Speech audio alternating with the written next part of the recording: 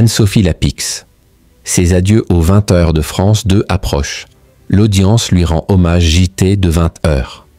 Anne-Sophie Lapix s'en va, mais quitte France 2 sur un succès d'audience. Anne-Sophie Lapix. Son départ officialisé, un regain d'audience. Avant ses adieux sur France 2, Anne-Sophie Lapix et le 20h de France 2, c'est bientôt fini. La journaliste quittera les fonctions qui étaient les siennes depuis 8 saisons en juillet prochain.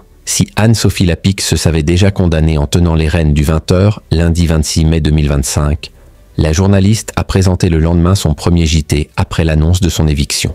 Arrivée à la rentrée 2017, Anne-Sophie Lapix vit donc ses dernières semaines en qualité de reine du 20h. De France 2, Delphine Ernotte avait annoncé la couleur. Elle a bien vu rouge et appuyé sur le bouton. Tout en remerciant, sa collaboratrice, la patronne du service public, souhaite pouvoir compter à la rentrée sur le talent d'Anne-Sophie Lapix et travaille avec elle sur de nouveaux projets au sein de France Télévisions, a-t-elle précisé dans un communiqué. Des audiences en berne et quelques fâcheries avec plusieurs personnalités politiques ont eu raison du parcours de la journaliste sur l'un des fauteuils les plus dorés du petit écran.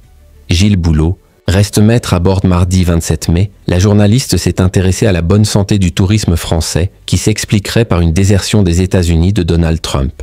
Le vote à l'Assemblée nationale de la loi sur la fin de vie, le décès de 2 enfants dans l'incendie d'une maison du Nord, ainsi que la nouvelle tentative d'enlèvement à Nantes d'une personnalité liée aux crypto-monnaies, ont figuré parmi les sujets développés.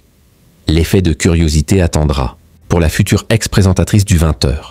Sur la lignée de sa dynamique descendante, Anne-Sophie Lapix n'a pas tenu la barre face à TF1 en mobilisant 3,05 millions de curieux de 19h58 à 20h27, correspondant à une part de marché à hauteur de 17,3%.